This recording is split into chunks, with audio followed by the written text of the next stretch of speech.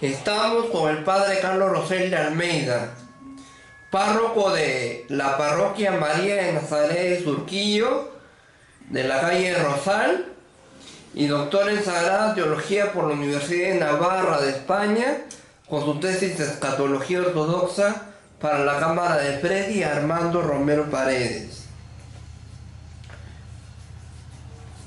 Hoy vamos a hablar a propósito de la Feria Internacional del Libro de Lima sobre los derechos de autor. Padre, usted que escribe tanto, que tiene varios libros en su trayectoria escritos, ¿qué son los derechos de autor? Mira, esto me lleva a un punto de la doctrina social de la Iglesia, y es que hay un derecho de la persona humana a la propiedad privada, es decir, yo tengo derecho a tener cosas obtenidas con mi trabajo intelectual, con mi trabajo honesto. Si yo, por ejemplo, tengo un sueldo y con ese sueldo me compro un celular o me compro un carro o me compro un libro, esa cosa es de mi propiedad. Y llevándolo al tema de los derechos de autor, una persona que tiene una actividad intelectual y la plasma en un texto, ese texto es suyo. Y como es suyo, él puede ejercer derecho de lo que se llama ser autor de ese libro, venderlo, publicarlo, difundirlo, y tiene que respetarse esos derechos. Estaría mal que yo, por ejemplo, fotocopie un libro sin autorización del autor y lo comience a vender. Entonces estaría quebrantando los derechos que tiene esa persona, porque ese libro es su libro y él, dentro de los márgenes que da la ley, puede realizar muchas actividades. ¿Quiénes son considerados autores? Bueno, el autor es el que ha plasmado en un texto aquello que comenzó en su mente. Entonces, el autor es el sujeto de una obra literaria, de una obra que puede tener diferentes géneros, y también hay que decirlo, el autor no es libre de escribir lo que le da la gana. ¿En qué sentido? Que yo no puedo escribir cosas que puedan calumniar, cosas que puedan pervertir, cosas que puedan incitar a la violencia, etcétera, etcétera. O sea, también hay una moralidad en el escritor. ¿Y de qué se trata o en qué consiste esa moralidad del escritor? En que mis derechos terminan cuando empiezan los derechos del otro. Vamos a poner un ejemplo concreto. Imagínate que una persona decide publicar un libro contando los pecados del vecino. Entonces estamos hablando de que estás quebrantando el derecho que tiene tu vecino a la buena fama, a la buena honra.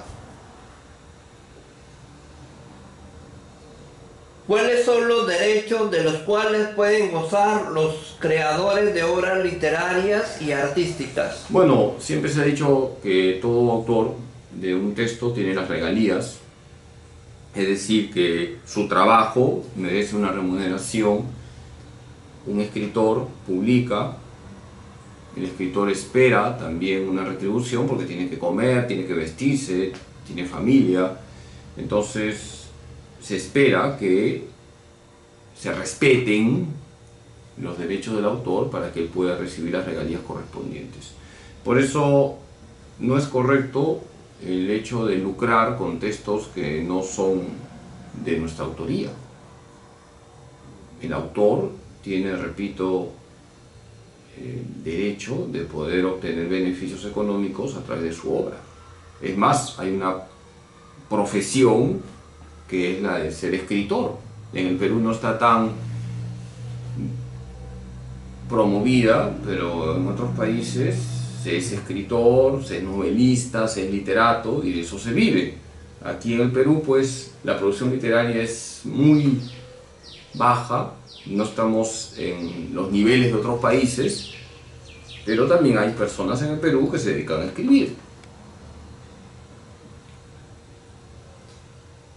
O sea que si eres autor o cantautor, puede ser de que no ganes mucho como autor o cantautor. En el Perú poco. En el Perú no está lamentablemente cultivada la cultura del arte, la cultura de la promoción de libros, la cultura de la promoción de buena música. Por eso nos encontramos con autores, cantautores, compositores, músicos que terminan literalmente muriendo de hambre. Y es una pena porque han sido personas que han contribuido a la cultura y no han merecido ese final. Yo he tenido la gracia, digo, de poder atender espiritualmente a un cantante criollo, a Lucho Garland. ¿Te suena? ¿Te suenan los troveros criollos? No, padre, no, yo Es puro rap, pues, hermano. No, yo escucho a Armando Manzanero, a Rafael, a Julio Iglesias, Ahora te pones romántico, doctor. a José José. Pero no has escuchado a los embajadores criollos, los chamas. Bueno, uno de los grupos de la época de oro de la canción criolla ha sido los troveros criollos. Ahí cantaba el Carreta, ¿no te suena el Carreta? El Carreta, ¿el Carreta qué? El Carreta Jorge Pérez. Ah, ya. Bueno, la primera guitarra o la segunda era Lucho Garland y él me mandó llamar una vez. Yo estaba en el seminario, creo que ya rector del seminario, y él escuchaba Radio María y me contactó, me pidió que vaya a su casa. Me dio pena porque vivía evidentemente casi como un indigente y pude atenderlo espiritualmente. Le gustaba que vaya a conversar con él, a confesarlo. Me contó su vida, me contó pues su época de oro de guitarrista, tenía ahí pues los long plays.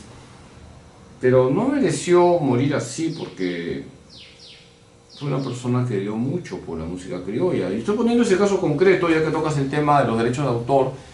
¿Cuántas personas se han jaraneado en esas jaranas de Callejón de un Solo Caño con las canciones de los troveros criollos? Por ejemplo, el vals Patita, ¿te suena? Ah, yo la quería Y a Patita. ver, entónala. Yo la quería Patita.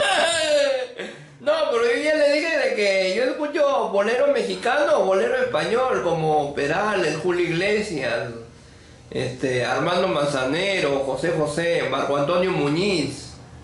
Bueno, a lo que voy es que canta Rafael. ¿Cuánta gente ha gozado con la música de los troveros criollos? Y uno de ellos, el guitarrista, termina casi en la indigencia. Entonces, tu pregunta es interesante, ¿no? ¿Qué se espera de los derechos de autor? Que la persona viva con dignidad. Hay personas que han contribuido de verdad a la cultura del país y terminan con pensiones paupérrimas.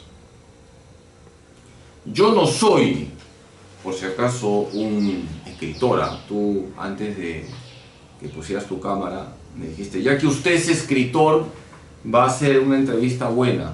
Yo no soy escritor, yo soy sacerdote. Y cuando tengo puchitos de tiempo escribo. Ahorita estoy tratando de... Como los ratitos, pues, un ratito con Dios, un ratito con la Virgen, un ratito con el Espíritu Santo, un ratito con Jesús, un ratito con San José, Francisco y María, Francisco y Jesús, Francisco y el Espíritu Santo, María de Satanudos. Bueno, usted sabe más que yo ya los libros que he escrito. Recta Ratio. Ah, su madre, ya me he olvidado de Recta Ratio. La Virgen María y el Purgatorio. Bueno, mira, ya que has tocado el tema, Rosa Gatorno. yo tuve mi época de oro, el 2016, porque ese año escribí, yo creo que fueron 6 libros, y tú te acuerdas que me acompañabas porque nadie te invitaba, pero te aparecías cuando presentaba el libro en la Feria Internacional del Libro, te veía ahí con tu cámara, luego presenté un libro en la Feria de la Ricardo Palma, ¿te acuerdas? Sí, Claro, sí. que estabas con tu cámara. O en la Feria del Libro Católico. También, yo creo que ese fue mi año de verdad de apogeo literario, ¿no? En 2016, ahí salió Un ratito con San José, Recta Ratio, Un ratito con los santos también. Un ratito con los santos, salió Un ratito con el Espíritu Santo, salió El apóstol de la Eucaristía. San Manuel González. Claro, entonces, pero fue mi cuarto de hora. Fue mi cuarto de hora, hermano. Ya pasó, ya. Ahora trato de escribir en los cuchitos de tiempo que tengo. Ya va a salir Ni un ratito con el diablo pronto. Ya. Padre, ¿por qué cuarto de hora y por qué no 5 minutos de fama? ¿Por qué cuarto de hora? ¿Por qué cuarto de hora? Porque esa expresión, has tenido tu cuarto de hora, significa que tienes tu ciclo. Dios es eterno. Dios no tiene un cuarto de hora, Dios es eterno. La gloria para Dios, hermano. Entonces, ahora pues, cuando tengo puchos de tiempo completo los textos que han quedado a mitad, trato de completar algunos textos que quisiera publicar. De hecho, ya terminé Ni un ratito con el diablo. Estoy tratando de escribir lo que Paulina me ha pedido. Ya voy anunciando, mira, tu entrevista va a ser motivo para una primicia. Hace meses atrás, las Paulinas me pidieron una misa de su aniversario y mi homilía fue Pape Pipo Pu. Pasan, pesan, pisan, podan y pudren. No, porque hablé de paciencia, perdón, piedad, pobreza y pureza. Pape Pipo Pu. Ciencia. Perdón. Piedad. Pobreza. Y pobreza. Entonces me dijeron, ya padre, plasme eso en un librito. El Pape Pipo Pu de la vida cristiana. Y bueno, estamos tratando. Aunque tiene dos papes Pipo Pu, ¿no? Claro, claro. A ver, dime uno, los años. Pasan, pesan, pisan, podan y pudren. Muy bien. Y el cristiano tiene que vivir el Pape Pipo Pu. Paciencia, perdón, piedad, pobreza y pureza. Parece que los 8 turrones que te has comido te han movido el cerebro, ¿no? Está bien, a buena memoria. Sí. Bueno, entonces, ¿a qué voy? Que un escritor, yo no soy escritor, se dedica tiempo completo a escribir y merece tener una remuneración para vivir con dignidad. Porque el obrero merece su salario, dice Su honorario. Eso lo dice la palabra de Dios.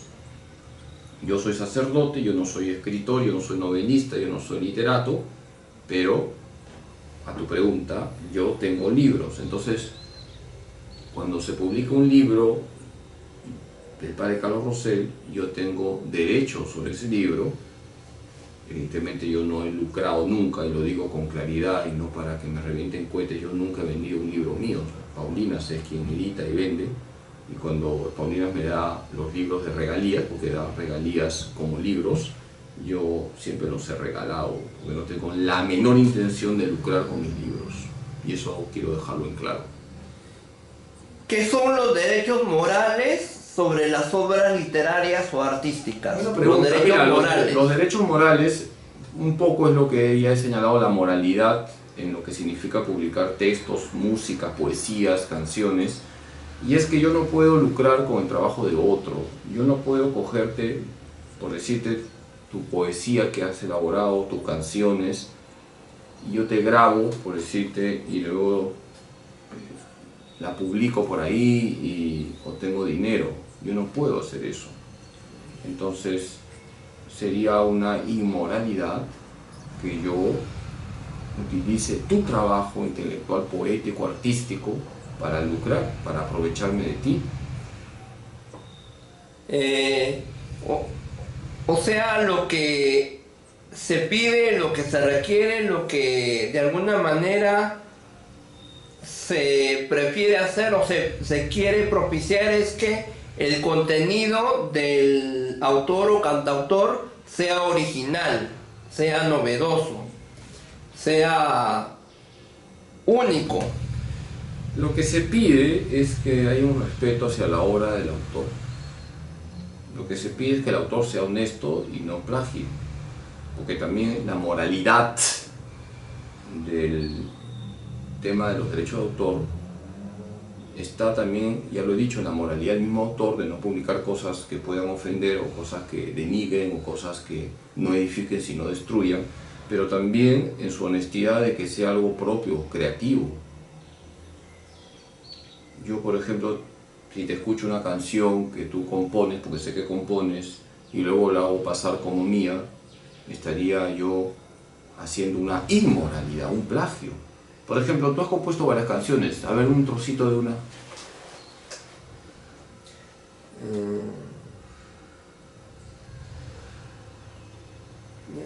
Soy católico, pues, ¿no?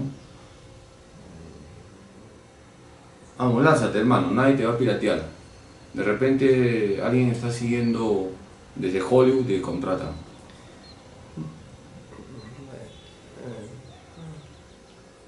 Tú tienes composiciones, tú has elaborado con creatividad canciones y me parece que es bueno que tú defiendas tus derechos, ¿no? A ver, lánzate, doctor. Parte de España, dejándolos que más rapidito se embarca, junto a los sudacas tenía un poder, es magia tal vez, ninguna mujer lo pudo repeler. De ojos grandes, valiente, fortachón, con gran corazón, pa' él y los suyos, un mundo creó. Lo recuerdan un cariño, todos aquellos niños a quienes ayudó. Lo recuerdan un cariño, todo aquel vecino a quien él ayudó. Muy bien, doctor, la rompiste, es tu vida, ¿no? Se llama El Navegante. Genial. Así como Alejandro Sanz tiene El Capitán Tapón, yo tengo mi canción, pues, Y también, que surcan los 7 mares. ya que tocas el tema, también en la iglesia, ¿no? En la iglesia, por ejemplo, el sacerdote prepara la homilía, ¿no?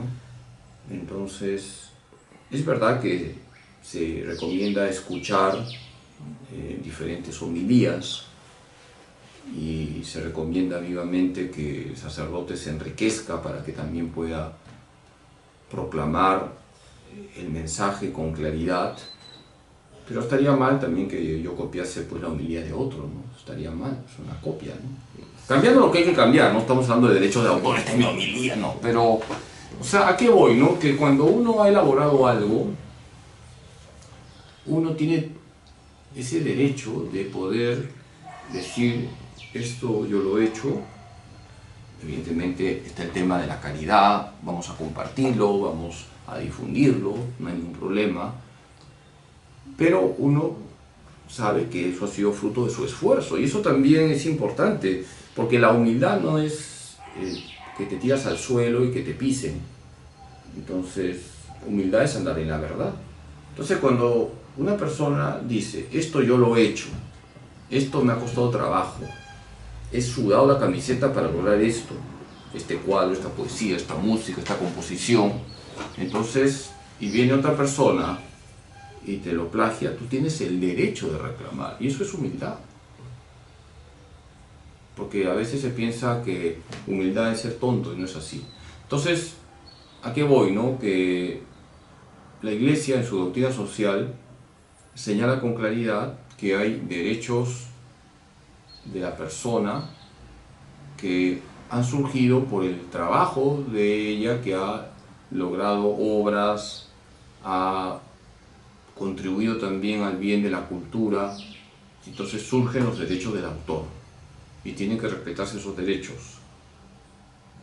Lamentablemente, también hay que decirlo, en el Perú no tenemos la cultura de comprar libros, entonces vienen las fotocopias, viene el pirateo, y hay que ir erradicando poco a poco esa cultura. Pero padre, las fotocopias de un libro de texto de colegio, de educación primaria, secundaria, nido, instituto, universidad, muchas veces la fotocopia de ese libro se da porque Los costos. ese alumno no puede costear, Sí, no sí. puede comprar, no puede adquirir un libro original por su situación, por su idiosincrasia, por su estrato, por su nivel socioeconómico. Entonces es ahí donde surge la fotocopia del libro con cada página a 10 céntimos o con duples a 10 céntimos con 5 céntimos a cada cara. Entonces ahí es donde surge la solución para ese alumno que necesita documentarse, necesita hacer trabajos, monografías, asignaciones, proyectos, tesinas, titulaciones, ¿no? Proyectos académicos, etcétera. A ver, lo que tú dices es verdad. Cuando el texto es muy caro, está permitido que se fotocopie un texto, pero no está permitido que se venda, que se lucre, ¿me entiendes? O sea, sí estaría permitido. Yo, por ejemplo, necesito comprar un libro de medicina, está carísimo, en el Perú los libros son carísimos. Yo lo que hago es fotocopiarlo, eso no es pecado, pero lo que no puedo hacer es lucrar haciendo 100 fotocopias y lucro porque perjudico al autor. Entonces, si es por una necesidad académica, está permitido, ¿no? Sí, bueno. Pero, o sea, esa es la idiosincrasia, esa es la realidad que vive el estudiante de a pie, que va a los colegios nacionales, a universidades como San Marcos, la Villarreal, la UNI, Sí. o hace su posgrado para ascender, para progresar, para superarse cada día más, su posgrado, su PhD, su doctorado. Ya, tranquilo, doctor. Un autor puede decidir si sus obras son divulgadas. Claro, eso es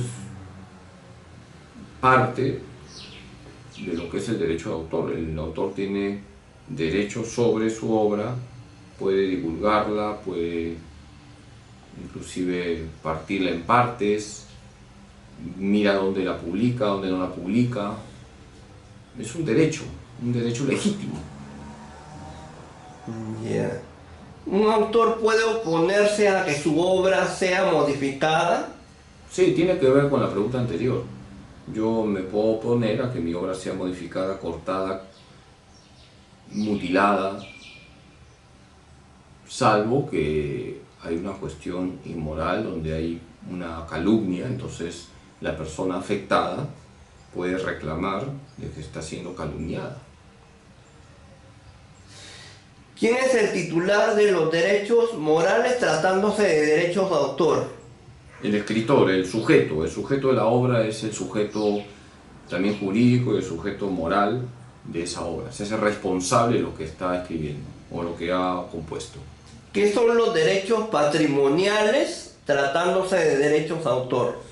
Lo que pasa es que cuando se hace una obra, se tiene un patrimonio, se tiene un dinero, se tienen cosas que se pueden comprar, surge todo un patrimonio a partir de esa obra.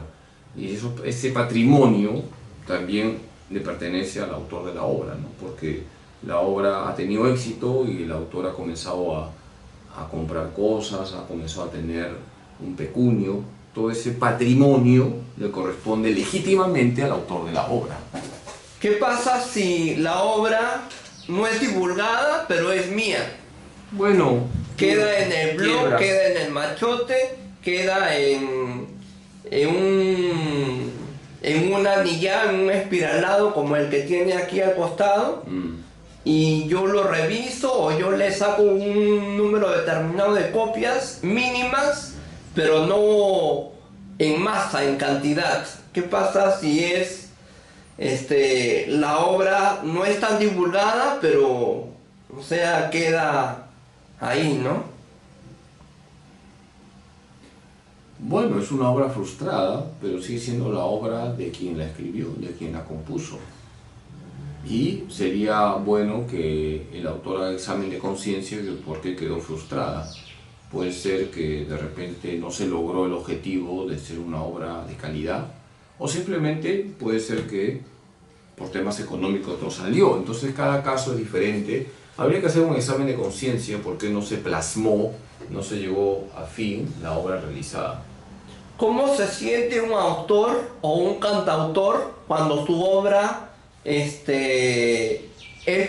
frustrada, no es vetada, no va más allá de la divulgación, de la publicación, de la difusión? Muy bien, doctor. Cámara arriba, doctor.